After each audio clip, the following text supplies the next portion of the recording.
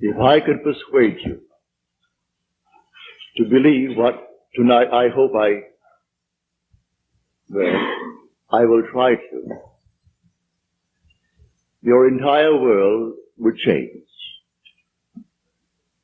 You hear the word God, the word Jehovah, the word Lord, the word Jesus, the word Christ, and you think of something other than yourself, one that is greater, one that you would worship. Tonight it is my purpose to show you that God and the I of man are one. When you say I am, that is the God of Scripture.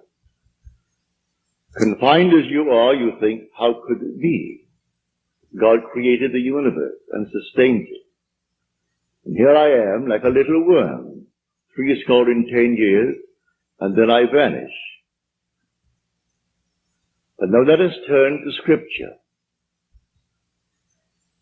We turn now to the 16th chapter of Matthew.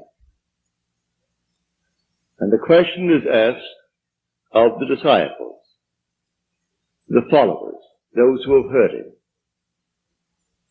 And he said to them, who do men say that the Son of Man is? And they reply, well, some say John the Baptist, come again. Others, Elijah. Others, Jeremiah, or one of the prophets. And then he said to them, but who do you say that I am? And the spokesman called Peter answered and said, thou art the Christ, the Son of the living God. And he said to him, blessed art thou, Simon Bar-Jonah, for flesh and blood could not have told you this, but my Father who is in heaven. So here he equates the Son of Man with the eye of man, not the organ that sees or through which you see, but your sense of awareness, that I amness, when you are aware of being, your consciousness, your human imagination. So he equates the two, the Son of Man spoken of in the Old Testament and brought forward into the New is nothing more than the eye of man. And he calls it the Christ, and defines Christ as the Son of God. Now we find Christ being defined in the New Testament as the power of God and the wisdom of God. So the eye of man is the power of God and the wisdom of God.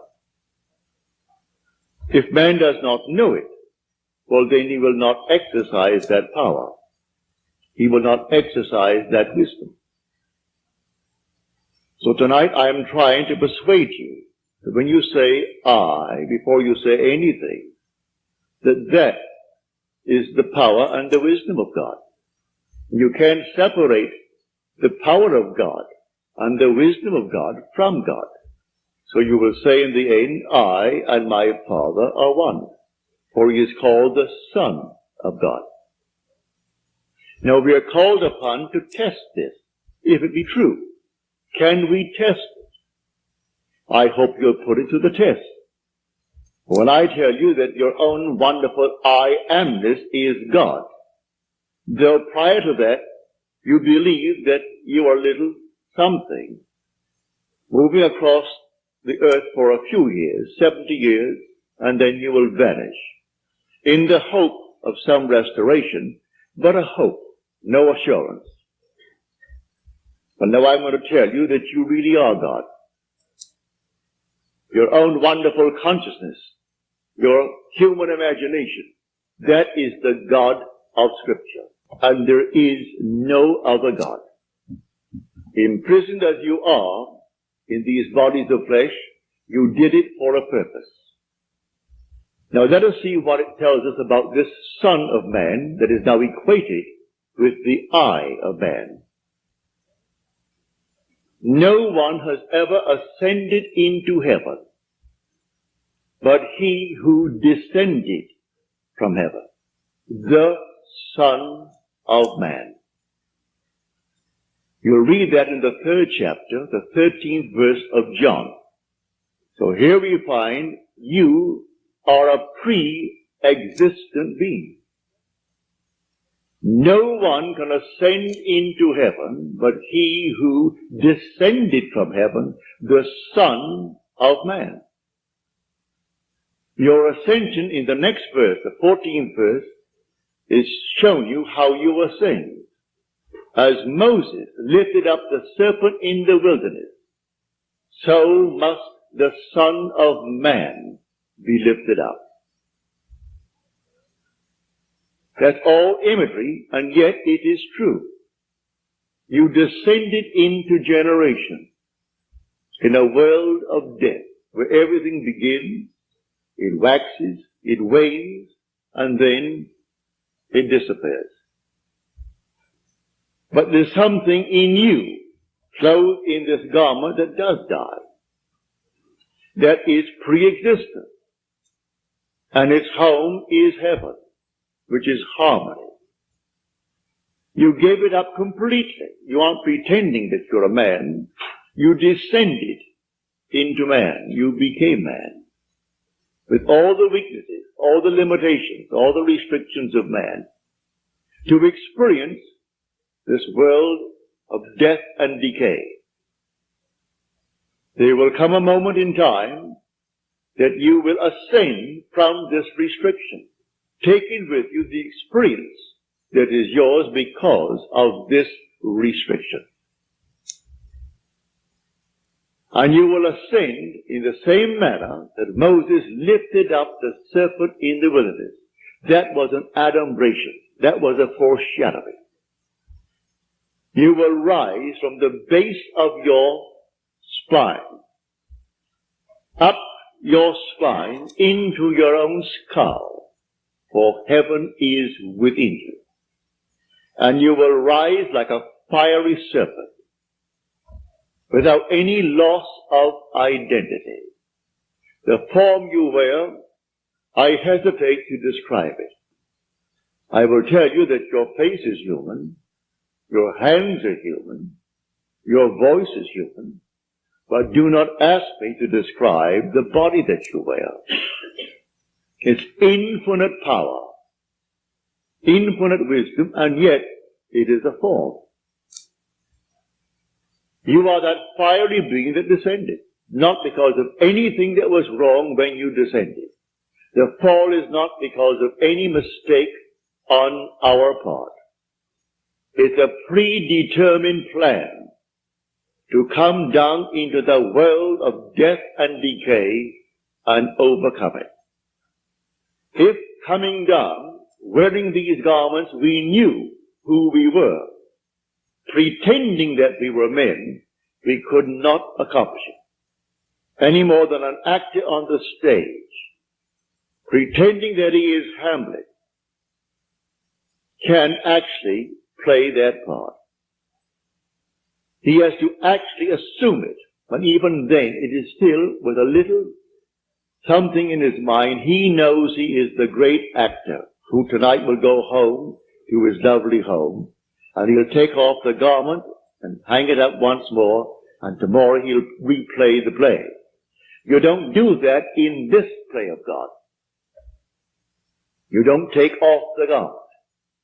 You wear it for your 10, and if by strength, your 40, or maybe even longer, or shorter.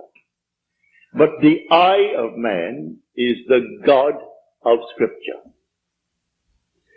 Put it to the test. Let me now, first of all, before we go into the testing of it, make clear what I said on the last lecture night, Friday night, prompted by a question that was asked here. For I had said in the previous lecture that there are ranks in heaven as they are on earth, for this is only a copy. Everything here is a shadow. It's a copy of the eternal realities. Believe me that when you say I, before you say I am John, I am Bill, I am this, I am that, I am the other, you are declaring yourself to be. And that sense of being is God. That's God. Now what are you going to put on it? All things are possible to God. All things. You could say now, as you're seated here, after first affirming that I am, you could then assume that I am, and you name exactly what you want to be. If you believe what I tell you about your own I amness, and remain faithful to what you have assumed, that assumption will harden into fact. When you pray in the true sense of the word, you do not pray to any external God. Everything he creates from within himself. And this pattern, the individual awakens within himself. And who does it? The I of man. And that is God. Now tonight you can test it, as you're called upon to test it. Test yourselves and see. Do you not realize that Jesus Christ is in you? Unless, of course, you fail to meet the test. Examine yourselves to see whether you are holding to the faith. What faith? To have someone tell me that I am a Christian, or I'm a Jew, or a Mohammedan, and holding to that faith that they talk about? No. The faith that I'm talking about tonight. That your own wonderful I amness is God. Test it to see if you're holding to that faith. If you're holding to that faith, and all things are possible to God, you should be able to prove it in the testing.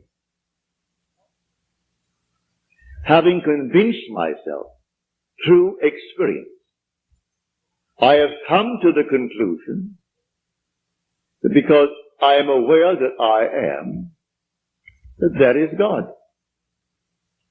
For if by him all things are made, and without him is not anything made that is made, and I start from scratch, only imagining a state, and then I boldly assume that it is real, that I am actually experiencing that state now. And then in the not distant future, that state crystallizes in my world. Well, then I have found God.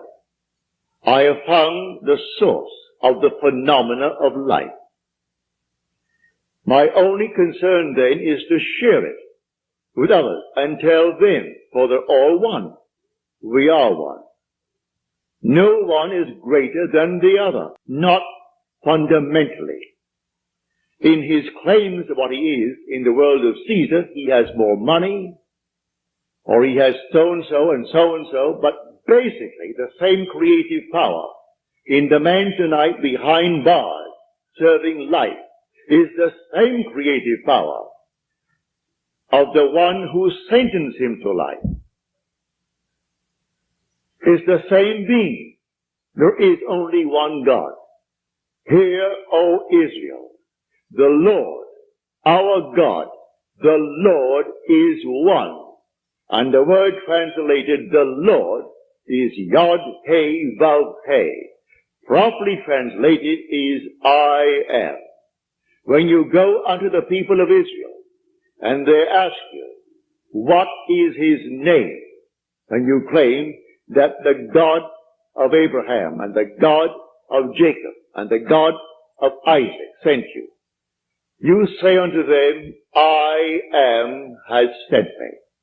That's my name forever.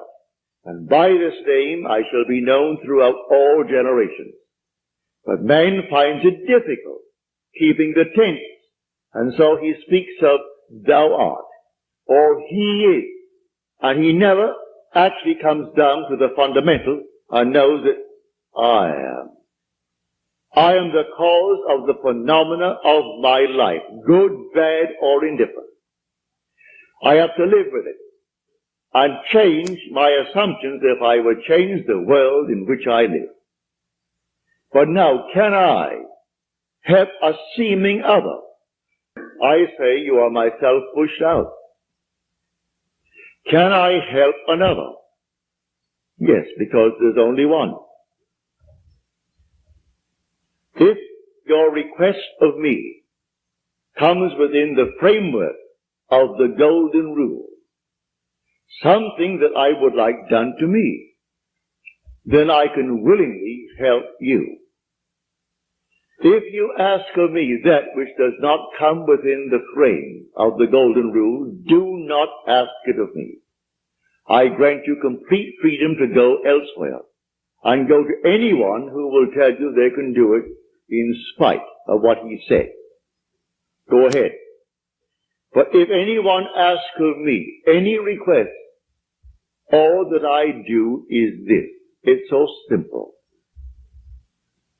We are told in Scripture, whatever we ask of him, knowing that he hears it, it shall be done for us. If we know he hears it.